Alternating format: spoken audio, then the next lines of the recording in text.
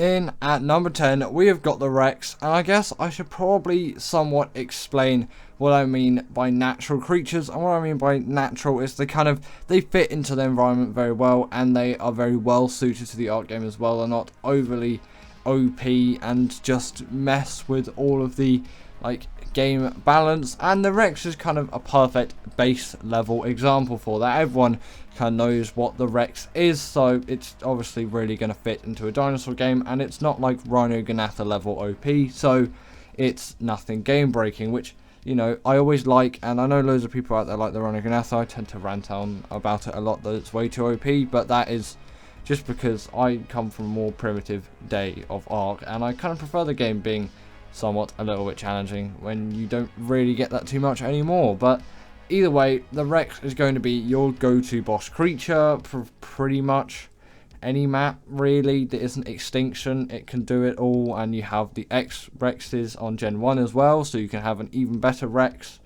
And if you're on ASA, they're an absolute cheat to tame, so I would recommend you get one. They're so easy with that baby mechanic. You just kill the parent, or if the parent's already been killed, you simply just press E on a baby Rex, and then boom, you have yourself a Rex. It's that simple. It's kind of actually a little bit sad how easy the game has become, but still, you know, a very nice creature that fits into a general dinosaur game theme, as it kind of is the world's most popular dinosaur. Next up, we've got the Crystal Wyvern, and this kind of just has to be here as it's on Crystal Isles and it's a Crystal Wyvern.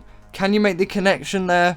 You probably can, can't you? It's literally like the theme of the map, the standout creature, if you will, and although it's a modded version of a previously very well-known creature, I personally think it adds a really nice new spin, and it makes sense, and it works for this creature, and I really like it for that. And I really do appreciate this creature, what it stands for, how you tame it, what it does. Especially with Blood Crystal Wyverns, really useful. They have the hydration buff for some reason as well.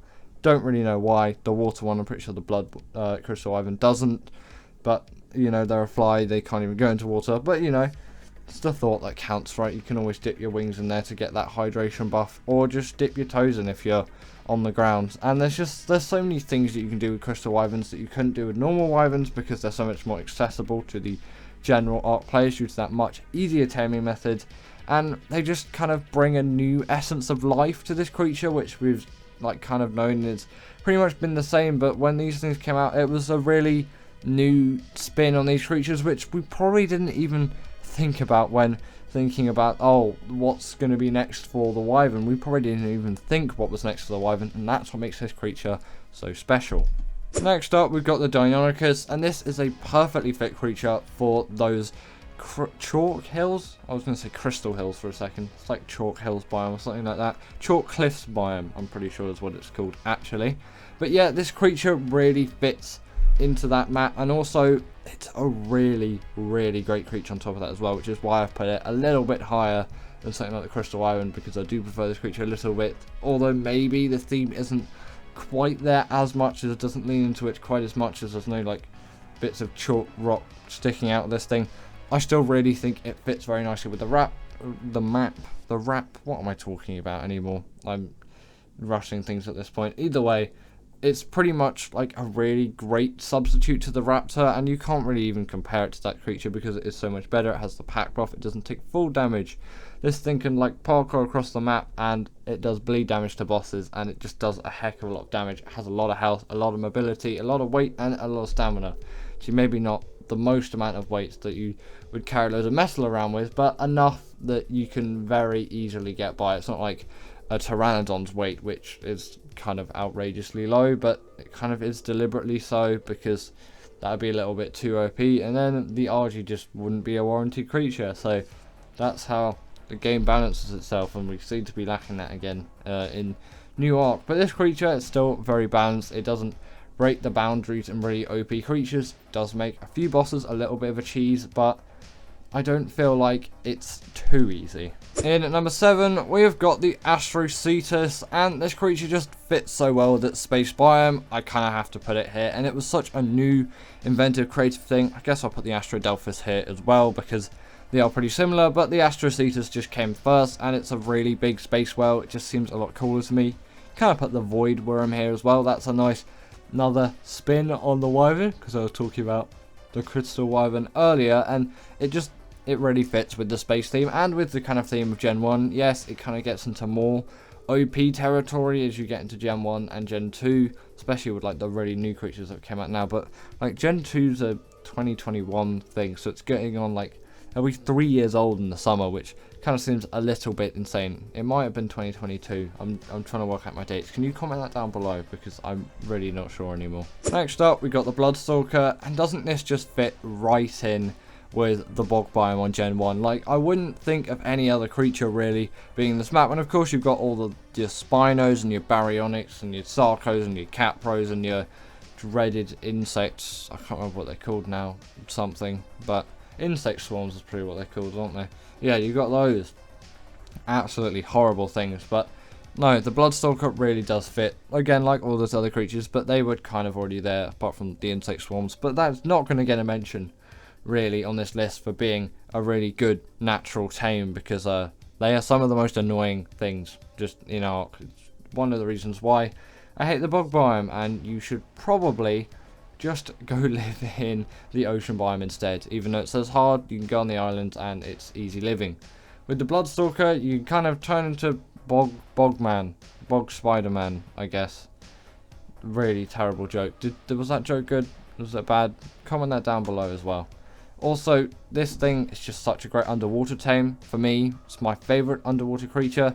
Makes sense. Spawns in the bog biome. There's a lot of bog in the bog biome, which means there's some water in the bog biome. So it means it must be a good swimmer, right? And it is. And it's really good at just generally travelling around as well, which really does help this creature out.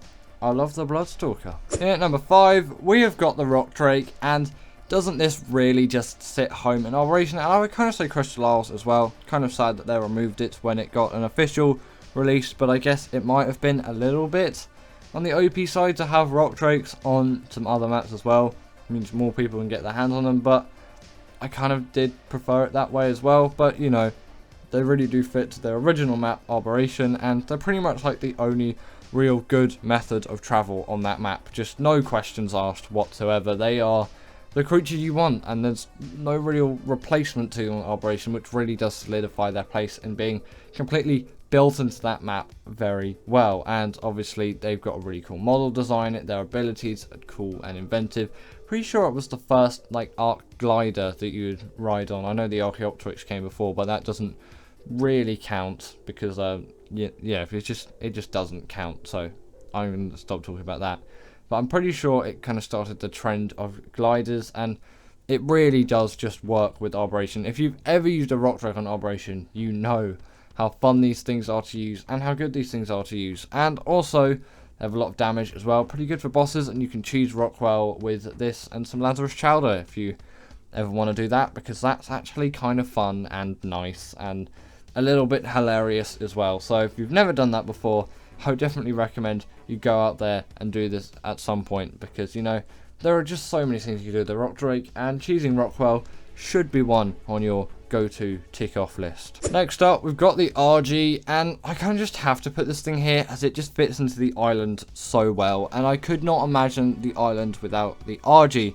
And I think that this creature was great nostalgia. Obviously, when I look at that old RG model, the new one is far better. I do not want the old one back, but you know, there's always something about the old RG model which just, it really makes me realise how much I love this creature and just how well fitted it is to this map and kind of any mountain biome you could say as well. Because can you imagine just a mountain in Ark and then without RGs? No, because you're constantly on the lookout for RGs, just like, I want to avoid the RGs, or I'm going to go tame an RG. It's just such a crucial step of someone's playthrough on the island, and I'm kind of valuing the island over all other maps because it's the map that people start on, and it's the map that every single Ark player has access to, and every single Ark player does have access to an RG. So really, at some point, if you have never done it before, get yourself an RG. They are packed full of cool abilities, like their regen. If they kill something and they eat it, they also have a smithy for their saddle, so you can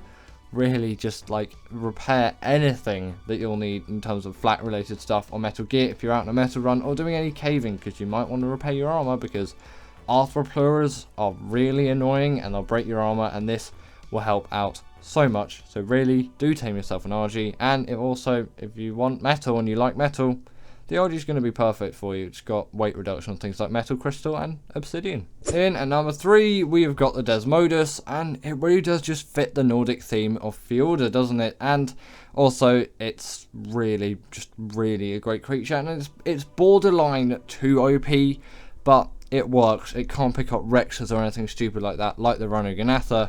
It can farm blood bags and make Sanguine Elixir, and it's like when you got the Valentine's Day event anyway, you kind of had something similar to that, but now you just have it all the time, and I actually really do like it, and it is so good for official players because that can be a little bit grueling sometimes to tame something, and you know, it kind of takes the edge off of it. For single player, it doesn't really matter as much, but you know, it makes it a little bit more fun and more appealing.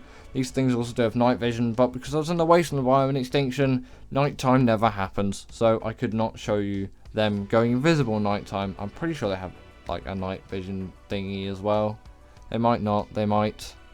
I might have said that wrong, but either way, they can go invisible in the nighttime, and I didn't show it because there's no nighttime here. I should have probably just gone to one of the domes, really. At number 2, we have got the Shadowmane, and what this creature, man, it just, when I think of Gen 2, I think of the Shadowmane. It's so rooted in its map, it's kind of insane. And when thinking of Rockwell's Garden, you think of this creature, and I guess I'll chuck the Noglin in here as well, and maybe even the Bulldog and other creatures like that, because they are so fitted to like the maps like Arboration and Gen 2.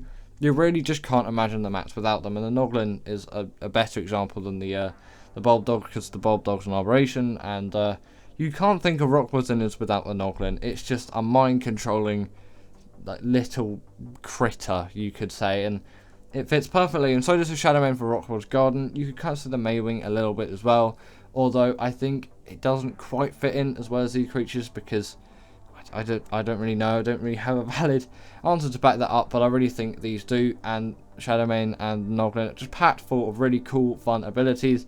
And Shadowmane is a really great boss creature, so if you're thinking of doing Rockwell on that map, probably do it with Shadowmanes, because it will feel authentic enough and it will be fun. And in at number 1, we have got the Reaper, and the Reaper kind of just had to be here, didn't it? When you think of the Reaper, you really do think of Arboration. It's so perfectly suited to its map. It's actually a little bit crazy to think about, at least for me, because it's so rooted in its map and it fits perfectly. Like, there's no issues whatsoever with this creature fitting into its map. It's just, it is like A+, gold star, 5 out of 5, boom, it has done it. It is the most like natural creature to a map. Coming back to that title, that's kind of the context of meaning that I meant. It's the most kind of natural feeling creature, and also it's a really cool inventive one as well. It's Tame methods, it gets you impregnated and then you get loads of XP to get 100% effectiveness, of course, not necessary. And then once it's actually been born, then you need the pheromones so it won't kill you, which is that's another kind of cool feature, but you know, it is a little bit frustrating sometimes. But once you have one, you literally feel like a god, and it makes sense. Like, the progression of getting one of these things on Arboration is insane. In Gen 2, it's a little bit overthrown because they're so easy to tame, but I can admit the R Reaper is really a good one as well. You should be getting an R Reaper if you can over the original, but I'd recommend taming it on Arboration first, because on Gen 2 it kind of spoils the fun just a little bit. In at number 10, we have got the Maywing, and there's kind of one main reason at why I'm putting this creature on this list, and it is that it's such an insanely fast travel mount. It is just inherently very OP in nature. Like, you look at this creature, you think of this creature, you think of really speedy travel mounts, and that is just an OP feature in itself, being able to travel around the map with that speed without having to go into creative mode and all of that stuff. And that's not even an option if you're playing on a server. That's only really an option on just a general single player server, and you probably wouldn't do it anyway because it kind of ruins the fun of the game. But still, just I was needing something to compare it to, and although obviously it's not going to go as fast as someone flying around in creative mode, it is going to fly faster than someone in a tech suit, and it's a lot easier to get than a tech suit, because you only need to be level 19 to get the saddle for this thing, and then boom, like one of the easiest tames in the game. Just trap it before you actually start knocking it out. That kind of goes for most flyers though, or even pretty much every arc creature that's a knockout tame. It's just so much easier if you do. So yeah, that's the kind of method to the madness. And then you've got yourself a really great, really quick, speedy travel mount that's also a portable feeding trough, and it can gather berries as well. So just a nice little feature for this thing to have. Next up, we got the Thyla, and this thing kind of works for both PvE and PvP players alike out there. This creature really does pack a huge punch in the damage department. It also deals the bleed ability, and it can scale any kind of wall or vertical surface, making it a prime creature for raiding people's bases on a PvP server or just in any given PvP scenario. They're also pretty decent on SOTF as well due to their high mobility, and they're not too difficult to tame on SOTF either, or really just not too difficult to tame in general. The only real difficulty is the biome they spawn in, as the redwoods can not be the friendliest of biomes pretty much all the time unless you're extremely lucky, so you always do have to be careful for these things, and like microraptors and all of that. And there are loads of things that want to kill you in the redwoods, but you know, at least Thylas do spawn there, and you can get a lot of great use out of these creatures. So I really do recommend taming one, and I really do think they are extremely OP. The only thing that could make them even more OP is if they were actually allowed into bosses, because when these things came out, they were seen as too overpowered, so then they didn't get the ability to go into bosses. But now with some newer creatures, it's kind of a little bit outdated in the sense it's actually why the Giga is not on this list. It would have been. This was maybe like 2020, 2019, 2018, but that creature is significantly more outdated nowadays than the Thyla, so, you know, that's why that creature is not on the list, if you were ever wondering at any point. But you can see actually this bleed ability in just a second here. I used to not really know what it did. I just thought it was cool, but it deals damage on a percent base scale instead of just a general damage dealing scale. So no matter the health of a creature, it will always deal the same percent amount of damage, which is why the bleed ability is so OP. And really, if you do have the time, tame yourself a Thyla. You are definitely not going to regret getting one of these things. They are totally worth it, and considering they spawn on the island, they're extremely accessible to like every single arc player out there without fail whatsoever. Next up, we have got the Theory, and the reason why it's on this list is not just because its saddle was unlocked at level 69. Nice. But purely that this creature is an insane gatherer of so many kinds of resources, including fiber, which is actually one which is considerably harder to get than most other resources in bulk with a creature like this, as most herbivores will just gather berries, whereas this thing can gather berries and fiber, and it's also a pretty OP boss creature as well.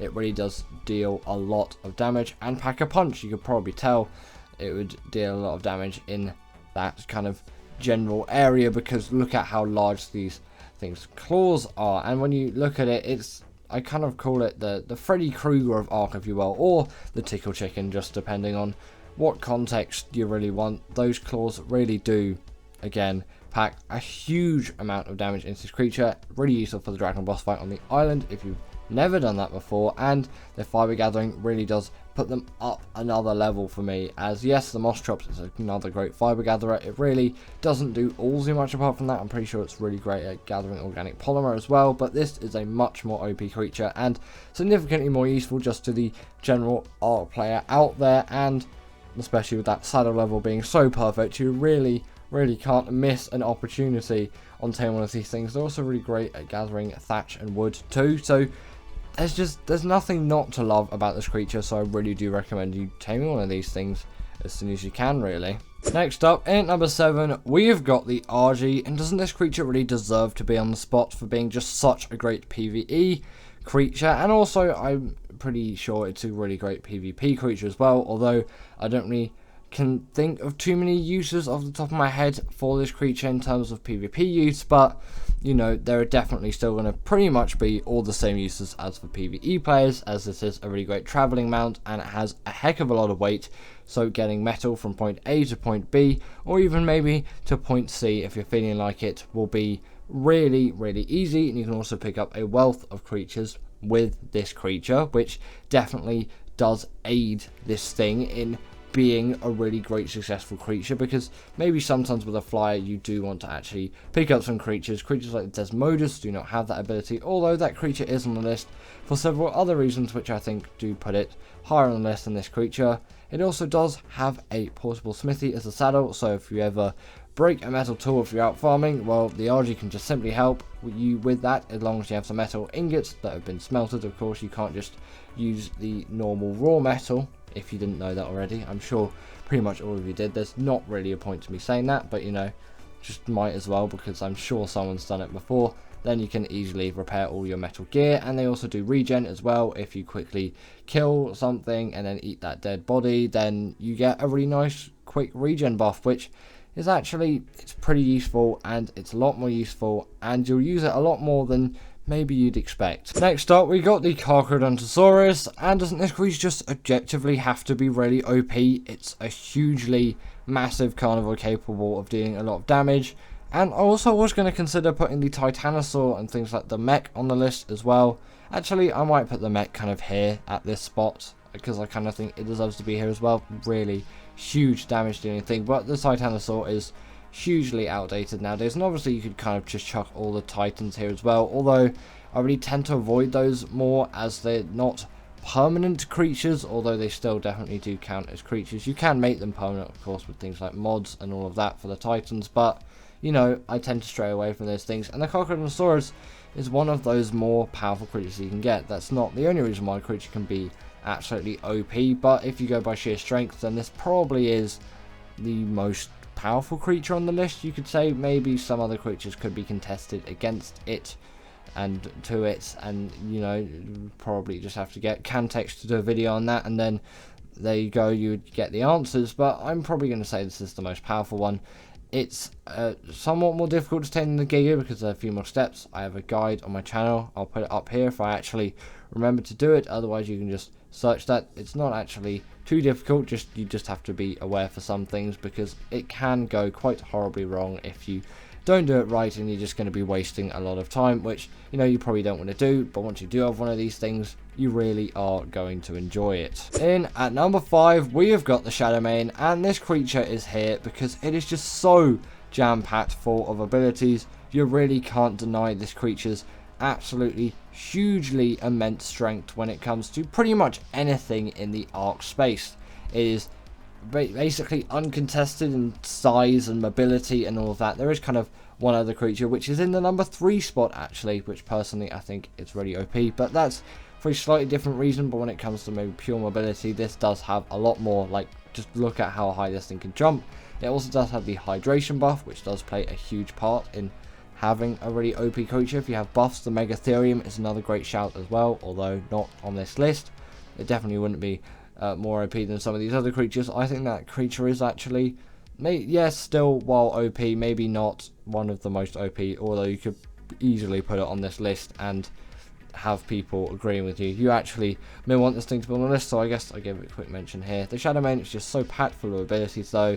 It's got the hydration buff, it's got pack buffs, it's got all of it. It can charge up damage over time, and it even has natural armor. It really is a great OP creature. Next up, we have got the Reaper, and this thing kind of just had to be here, didn't it? When you think of it, it is just such a big, bulky, huge creature capable of so much damage. Is actually kind of a little bit absurd when you think of it, and it also really does fit into its map very well, but that's not what we're talking about today in this video. We're just talking about a creature that purely deals a lot of damage and also just has great mobility and is generally a really well-rounded creature which is capable of a lot of things. If this was able to go into bosses, then it would be even more OP. It can't though, which is kind of why the creature next up on the list, although maybe not as strong, has a lot of edge over this creature, although you can use it on Extinction for the Titans, although the Giga and the Carcharodontosaurus are the more preferable options. But with loads of new creatures coming out in mods in ASA, I know Extinction is still not here yet, but there may be some other options which people may be kind of becoming more fond to. But either way, just in general terms, the Reaper is a really OP creature. Taming one on Arboration feels like an absolute slog, but a slog that I'm worth going through, and on Gen 2 it's ridiculously easy. So if you don't feel like spending an age going through a huge slog, then tame one on Gen 2 and they're really easy. But once you do have one, you really do feel on top of the world, especially if you do it on Operation as a process.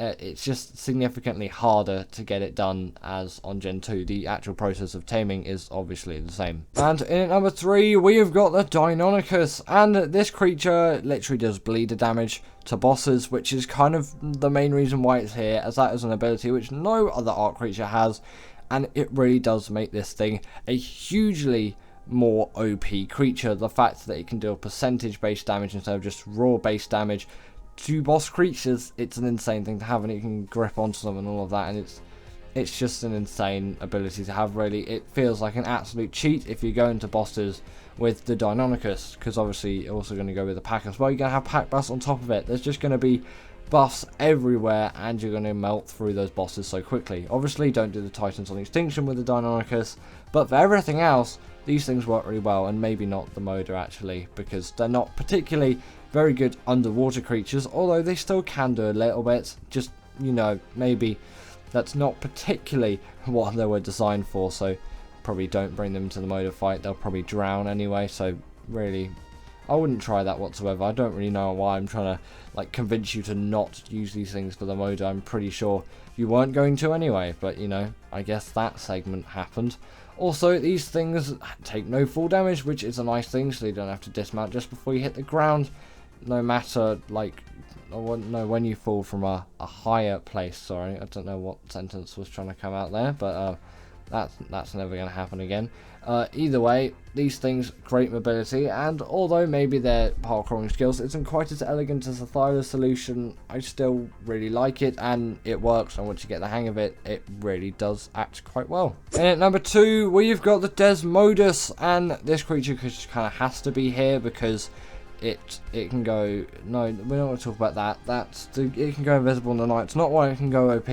My brain is in a muddle. The reason why is because Sanguine Elixir exists, it's a blood bag farm, and you can also pick players off riders with this thing, which is absolutely OP for given PvP scenarios. That's why it's not because it can go invisible in the night time. I can't even show you that because I recorded all this B-roll on the Wasteland biome, and then I realised that you can't set it to night. I probably should have gone to the Snow Dome or the Desert Dome, but I didn't. So, you know, but at least you know it exists. These things can also just grab onto walls, like the Tapijara, which is a nice thing. Just don't press E or the dismount button when you're like this. Someone's done it before. Press space or whatever the equivalent button is on console. Not really sure, but, you know, these things, really OP creatures. Sanguine Elixir, absolute cheap for Tames. A third of it done like that with a click of a button. And obviously the fact that you can pick people off riders with this thing, insane.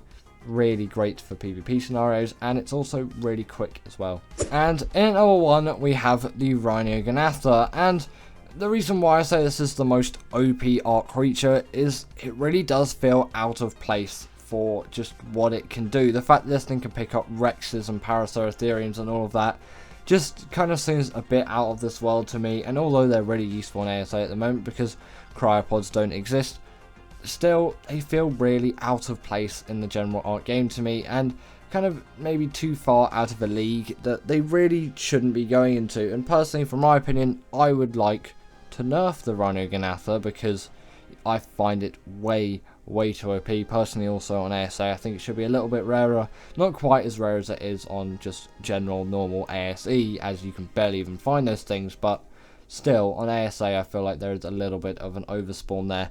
And you may completely disagree with me on this, and you're happy to, and you can comment down below your thoughts, as I'm always happy to hear your thoughts on creatures like this. But personally, I come from a much earlier stage of Arc playing, from like 2015, 2016, 2017, etc, etc. Going onwards, I did start playing in 2015, so I've been playing Arc for absolutely ages now, and I kind of really like those primitive feelings of the game. Obviously, the game has to evolve, and generally it will kind of just get easier, and there'll be some new, cooler, more OP creatures being added as the game progresses. But I feel like this is a huge step too far, and I don't really know what the Fasilasuchus, I think it is, will be like on Scorched. Maybe that will be even more OP than this thing, and I don't really like the way that this is all going, but it does seem to be quite popular with the general Arc player base, so I guess it's a working marketing solution for wildcard and snail games and those kind of people. But also with the like expansion pack, like extra creatures as well, that's like even more OP. I really don't like the route that it's going with these kind of creatures. Again, you're very happy to disagree with me, but personally I think the Raasclark is too OP, and currently I think it's kind of the most OP Arctame out there, just no questions asked. Personally, really not a favourite of mine, but you know, that's my opinion on it, and I still do think it is a great creature. I'm not dissing it for any of that, just personally like way too OP. But anyway, that is the end of today's video, and I really hope that you enjoyed this one. As always, comment down below what do you think of my Raasclark query. Do you agree with that or not? Comment down below what's the most OP art creature to you, and if you didn't agree with this list, your 10 down below, and I'll see you all later.